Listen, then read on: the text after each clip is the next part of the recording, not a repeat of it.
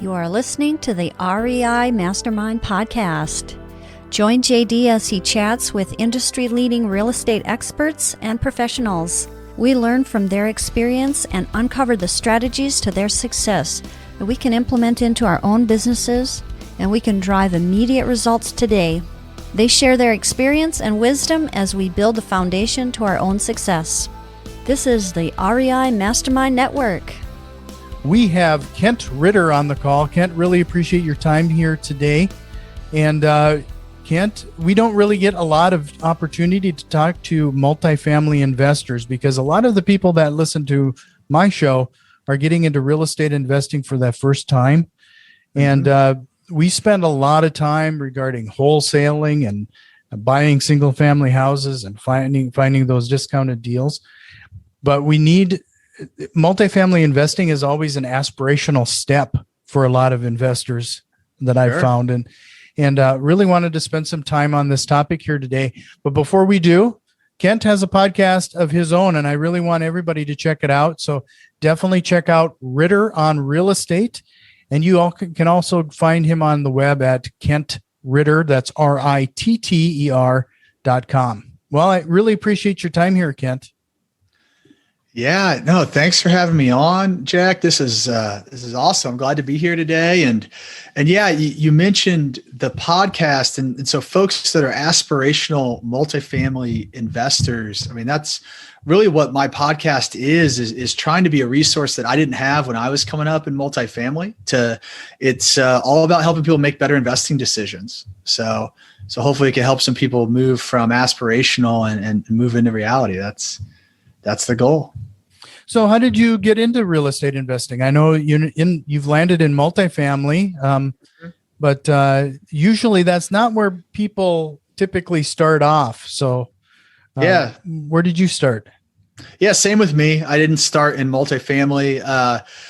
Just real quick background. So I sold a business at the end of 2015, and that really kicked off my real estate journey as I was kind of saying, okay, what next? And how do I want to,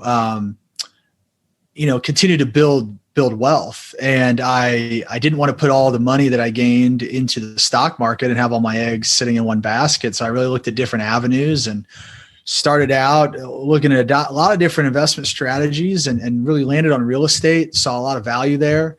And the first thing I did was I actually started selling houses on contract and creating a note portfolio. And so I did that because I had a family friend who was executing that strategy. So it's kind of like, I want to learn about real estate. It was, hey, well, I know this guy who's doing something. So I started talking with him, and so that was really the first foray. And having a debt portfolio is all well and good, and there's a lot of pros to it. The con that I realized was, well, about a year later, one of those houses that I had the financing on sold, and because I had the financing, you get the HUD statement. Took a look at it, and that house had doubled in value. And I said, wow, so this guy just doubled his value, but all I'm doing is getting my loan paid back. So I said, man, I want to be on the other side of that. I want to own these assets. And that's when I started looking at, instead of debt, focusing on equity. Sure. One of the things that I think is interesting is that, and I'm going to almost predict what you might answer here, but looking back on it now, do you wish you would have gotten into multifamily sooner? 100%. 100%. Yeah. I mean, I fell in love with multifamily when I really started to understand multifamily. When I was thinking about, okay, I want to invest in real estate because I want to diversify, right? And I don't want all my eggs in one basket. Really when I first thought of real estate, all I'd ever been exposed to was kind of the single family rental landlord. Anyone I know that invests in real estate, that's how they invested in real estate. They owned a single family or two, and they were landlords. So that was all I really knew. So that's what I thought of real estate investing was. And then I learned about, note investing, and okay, that was a new piece of it. But I still at that point didn't know really about multifamily. I guess I really thought that, who owns these big apartments? Probably big corporations, right? I didn't realize that a lot of these apartments are owned by individuals or by groups of individuals that pool their money together. And so when I learned that, that was just eye-opening for me. I said, wow, I can go out and purchase these large assets, these, what I view them as really cash flowing businesses. And there's a lot of reasons in my eyes why that's better than a single family approach. Now, don't get me wrong. I have some single families as well. I have some duplexes and things because there's nothing wrong with multiple streams of income, but I just really feel like you can't beat multifamily. What are some of those like misconceptions then, if people are getting into real estate investing, that they might, I call them misconceptions because I think sometimes people are under the wrong impression that it takes more to get into to a multifamily than a single family home. Yeah. I think that, I think it just seems more complicated, right? Everything's bigger, right? And that can be intimidating. I think people are comfortable with a single family home because a lot of people, they live in single family homes. They've purchased a single family home. They know how the process works, right? And in reality, purchasing a 400 unit multifamily property is not all that different than purchasing a single family home, from the fact that you get debt, you put 20% down or maybe 25 or 30% down. You go through a title company for the purchase, the actual purchase and signing the paperwork feels very similar. I just think it's probably like me. There's just kind of this initial intimidation, or what I would call limiting beliefs, perhaps. I had to overcome a lot of limiting beliefs that I had to be able to think that, man, who am I to do this, right? Who am I to, especially when I started actively syndicating my own deals, which means pooling investor money together to go buy something bigger and better than I could individually. A lot of limiting beliefs, like who am I to do this, right? Or can I even achieve this? And but I think all those things are made up. They're all in our mind, right? There's no reason why you can't go out and do what I've done or what others have done. And a great stepping stone is exactly what I did. So the way that I got introduced to multifamily investing was as a passive investor. So I started investing in other syndications one, as just an investment strategy because they're solid returns, but two, really with an eye of knowing I wanted to be an active apartment owner one day. And I think that would be a great way to kind of understand how the investment works and how the process works. So I went out and I invested in 10 syndications with several different operators. In 2016, before, with an eye that one day I would do it on my own, but really using that as kind of my next level of education. How did you go about selecting those syndications? Are there some lessons learned there, like questions you probably should ask? Oh yeah. Quite a bit. So I began with just crowdfunding, just on the internet. And I made my first investments on a crowdfunding site. And one of them went fine, and it was two. One went fine. The other one, I lost all my money. It's still, my money is still in limbo somewhere because the sponsor committed fraud and defaulted on his loan. And so my money is it's in limbo somewhere as all this still gets sorted out years later. So questions to ask or approaches to take. The problem with just going on the internet and scrolling through deals to find one is that you can't do the due diligence that you really need to do to understand not only the deal, but I think more importantly, the sponsor and who the sponsor is, and actually speak with them and understand them and rate them on things like, integrity and values and business savvy and experience. So I think I would not invest again, and I have not, without actually speaking to the sponsor and at least getting to talk with them, at least seeing if we have a rapport, getting that gut feel. So I think that was a big lesson learned for me. So the way that I found the next group of sponsors was Largely through podcasts. I started listening to a lot of real estate podcasts. I would hear people on the podcast. If I heard something that resonated with me, I'd reach out to them. And that was how I found most of them. Sure. So, one of the things that stood out to me, it's no secret here that more times than not, when people come on my show, the marketing people that are associated with you, they send me over a one sheet, a kind of a little brief description of what you're about and the podcast and a few other things. But one of the things, it's very rare that something like really stands out. And one of the lines from your one sheet says, the passive social impact of multifamily investing. And I wanted the positive social impact of multifamily investing. Yes. And that really stood out to me because I've rarely seen that type of phrasing in any of this material that's sent over. What is meant by that? Well, I think that what we do really does have a positive social impact, and what we do is we invest. So we're investing in workforce housing, which is, B and C class multifamily properties, folks with an income. And this is typical. There are outliers, but typically I'd say folks with an income in anywhere from 40 to 60,000, a household income, right? Of 40 to 60,000 a year. So typically very blue collar, right? And what we do is we purchase these properties and we're fixing them up with the goal of really creating like clean, modern, affordable housing, and then taking that a step beyond to be able to create communities in these apartments, right? And turn these into communities and create pride of ownership and just create a place that people really want to live. And that, a lot of the problems that folks have, folks can have kind of in those demographics, or it's tough to find a good place to live. It's tough to find a clean place to live. It's tough to find a safe place to live.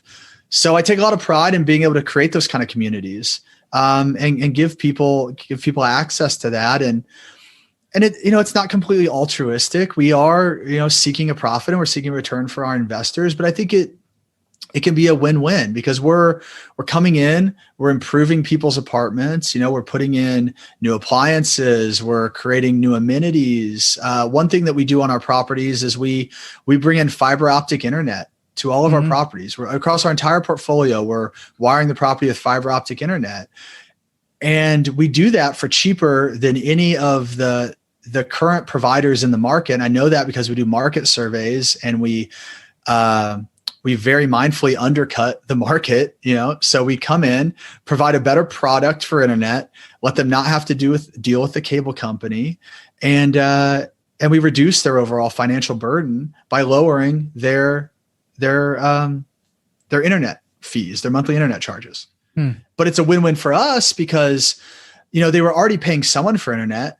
Now they're just paying us for internet. So we shift that revenue to the property, but overall the financial burden of the resident is lower. So no, I was going to say, do you bill ahead. them separately then for their internet, or is it it's just part of their rent? Depending on the location, there can be some different rules, but mostly we're billing them separately. Sometimes we do bundle it into the rent and do it all as a package. Sure. But I was just going to continue to expand on some of the things that we're doing that are cool. And some of our more affordable properties we've put in community gardens. We have a residence assistance program where we offer language assistance for folks that have English as a second language. We have financial literacy programs that we've offered.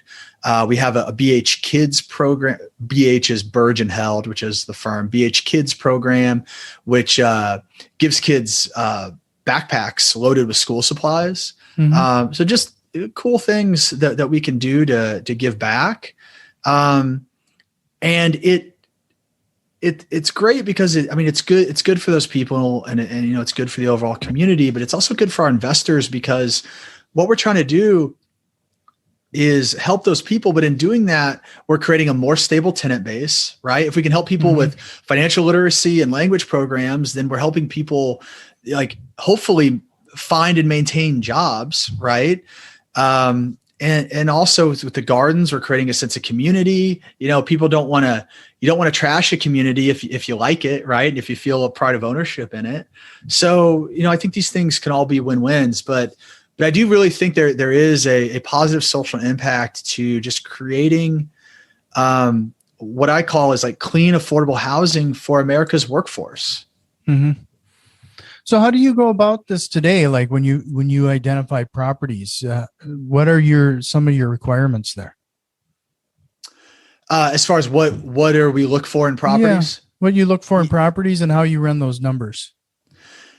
Yeah. So we pretty much our bread and butter is kind of B class, like suburban garden style multifamily properties, typically built in kind of mid 70s or newer, for the most part. If we have our preference, we're buying 80s or newer, because there was, those mid 70s were a, tough time in the US. We're in recession. There's, building practices kind of slid in some ways, I think. And then even into the 80s, some of the construction requirements and practices change. One of the biggest things being just like PVC pipe, for example, and implementing that, which saves a lot from a drainage standpoint and drainage issues. So try to look at 80s and newer.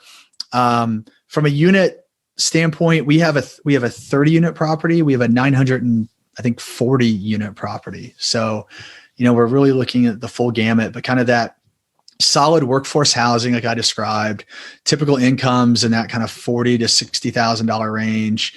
And we focus a lot on that. I mean, one of the key pieces of our portfolio is looking at the affordability of our rents and really, as we're looking at a property, looking at what that rent to income ratio is. So it's a critical thing to look at right now. I mean, especially I think in this COVID environment more than any, but looking at how much of someone's income are they paying each month in rent, right? And so HUD tells us that anybody that's paying more than 30% of their income toward rent is rent burdened, meaning really not sustainable. And so we try to buy properties that are in the teens or low 20s, and even after improving the property and therefore increasing rent, still being well below that 30% mark to make sure that it's still affordable for the folks. So, what you keep talking about improving these properties, like what are some of those outside of adding the internet? What are some of the other things have you seen that you've been adding or changing? I know you've talked about the community gardens and helping and doing that social impact. But it sounds like there must be some actual physical improvements you've found that are pretty common as well. Absolutely. Yeah. And that's kind of the bread and butter, but the interior and exterior improvements. So on the interior, we are almost universally replacing carpet, at least in the main living areas, with vinyl plank flooring. So we're putting in, what kind of looks and feels like a wood product in there, replacing countertops. We will replace cabinets. Cabinets are the most expensive thing that you can replace. So we like to salvage those if they're in good shape. But lighting, modernizing lighting, faucets and fixtures, hardware on cabinets and things like that. So just making the apartment more modern, right? Bringing it up to modern day standards. So whether it's a two-tone paint scheme of gray walls with white trim versus like a beige kind of cream from, the 90s, things like that. But our standard really, flooring almost everywhere. And then modernizing light fixtures, painting, things like that go a long way. Sure. And then another big thing that we're doing across our portfolio is really to focus on smart technology. So we're putting smart locks in that folks, they can use their phone to access their lock and their unit. People have really liked that. And it also helps us with management efficiencies, be able to control access remotely to the properties. So that's another kind of win-win. But this smart technology, in some of our higher end properties, we're also taking it beyond locks and doing smart thermostats, lighting, blinds, all kinds of things, really give a smart home feel. Sure. No, that remote capabilities is something, I mean, we've even started to explore a little bit because I've been even showing properties remotely now. Yeah. I don't even have to send anybody there anymore. Yeah. So when you think of some of this stuff that you're talking about, I'm just pointing out that it might sound a little cost prohibitive to some, but when you think about the man hours and sending somebody there for showings and other things, there's really a savings there.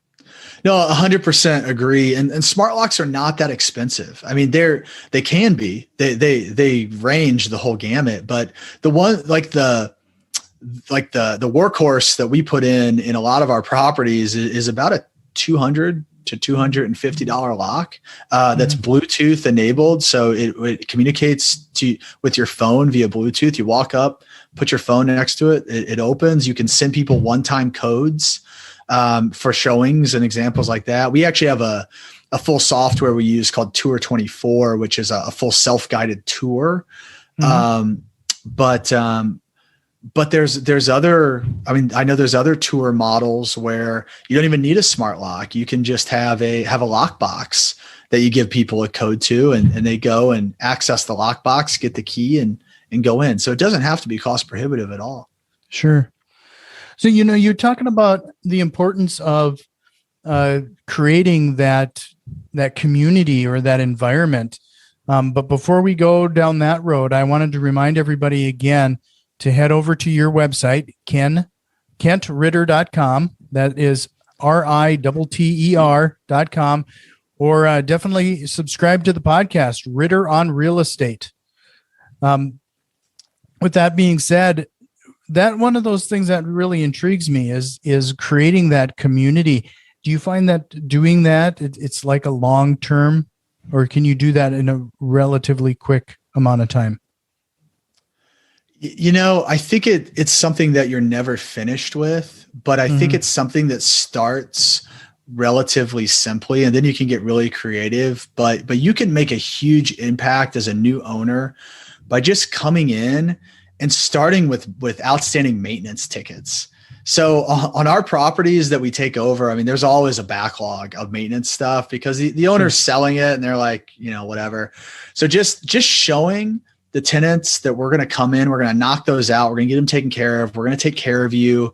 Like there's a new sheriff in town, right? Like if you put a maintenance ticket in, we're going to get it done and we're going to do it right. We're going to be responsive. Like that changes the whole environment. And I think and it's also just smart business too, because the problem is like, if you have folks, if your residents are trained that, if I put a ticket in for a maintenance request, like they're never going to get to it, they don't respond, then they're going to stop reporting things. And that's when you're going to end up with issues like a drip under the sink that turns into a giant problem because the resident didn't report it for 3 months. So I think that it's really important, but I think getting in, setting that precedent, I think coming in and making some immediate improvements to the property, especially exterior improvements that everyone can see. So new signage, new landscaping. Like we just closed on a property like 3 weeks ago as of this. So early March. And one of the first things we're doing is we had a landscaping crew come out and do all the bushes. It's a lot of bushes, a lot of trees, a very wooded property, do all the trees, do all the bushes. We're bringing in, sod and things to replace grass parts and do all this to just get the landscaping improved, to just show people that we're putting money into the property and that we care about the property. And I think that's like step one. That's kind of like, that's like baseline. You've got to do that stuff. And then from there, if you can start doing, events or programs and things, offering services. One thing that we do, we've negotiated a cell phone deal with AT&T to give our residents reduced cell phone bills. So it's not something that we like directly profit from, but it's something that we're able to offer. And it's just kind of like bulk purchasing, right? But it's just little things that we can do. No, that's especially interesting that you've, those are little incentives that I guess a lot of us probably have never considered, negotiating with the cell phone provider just to offer a discount. I mean, there's no cost to you other than probably a call or two to see if you can arrange something like that, but it could make a pretty significant impact to one of your renters. Yeah, absolutely. So I think those are things that could differentiate you and that can help, again, like lower turnover, maintain occupancy, make sure people have pride of ownership and are taking care of the property, which ultimately puts more money back, in your pocket or your investors' pockets as well, because all those things help the deal work. So yeah, these win-wins, right? I think we keep coming back to that theme and I think that's what we're trying to create, trying to get creative with it beyond just rehabbing the interior, right? Because from a business standpoint, that's also one of the riskiest things to do because it's the most expensive. So you're putting this money in, hoping for a return. Some of these other things that we're doing, they don't require much money at all. Sure. So, going back to something, I always like to wrap things up a little bit with like some actionable things that people could actually do. If they're getting into multifamily investing for the first time, whether it's an exercise or some best practices, if they're considering doing real estate investing for that first time and syndication, getting involved there is always a great passive option. And I'm sure that you have those options available through your site. Again, it's kentritter.com. But if they were looking at multifamily property today, like what are some of those things you would suggest or recommend that they what type of action should they take? Yeah, that's really good. So I would say if folks are kind of just getting started or interested in it, well, you should be just digesting as many books and podcasts on the subject as you can. That's where I started, and that's kind of the first level. From there, if you're like, I really want to do this, and you're getting a little more serious, well, it becomes a lot about networking at that point. It's about building relationships with brokers, building relationships with property management companies who you want to have help you through the due diligence process. You want to know who your property manager is going to be before you buy the property, and you want them along with you through the process. And then networking, if you're not buying on your own, if you're going to pool money together, then networking with other people that you might invest or partner with. So that networking is critical.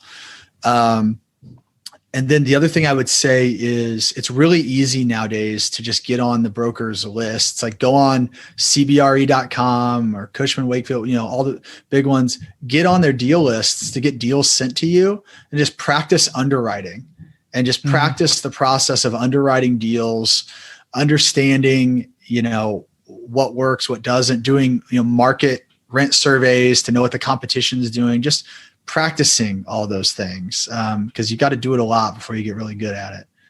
So I think those are some immediate tips. Yeah, no, and those are very important tips. And in fact, if you want to learn how to do some of that stuff, I'm going to direct them all to your podcast and website again, because I know you've covered a lot of this far more in detail. And I mean, you're closing in on probably a year or more of content now on your podcast.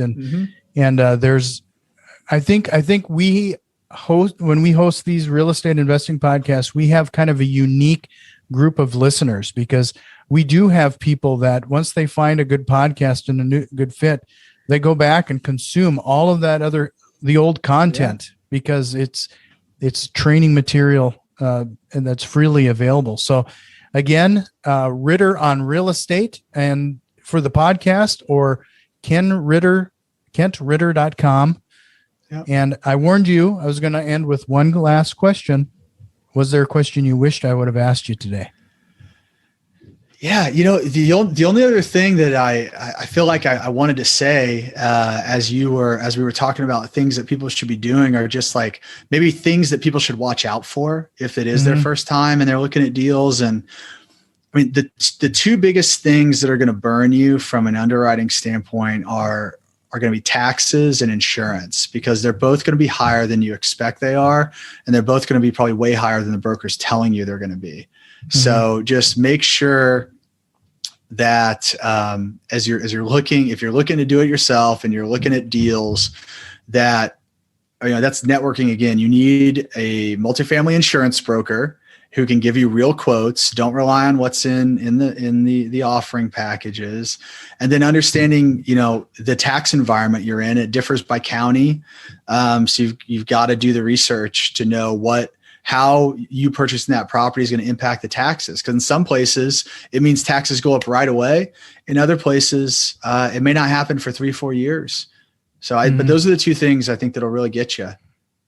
That last one in particular was a hard lesson learned, because you're absolutely right. If you're buying one of those multifamilies from an owner who's owned it for a generation or more, right?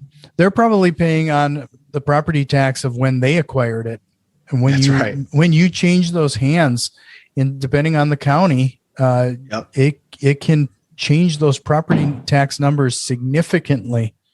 Yeah, I mean, it can realistically double or triple the amount that you're going to owe in taxes.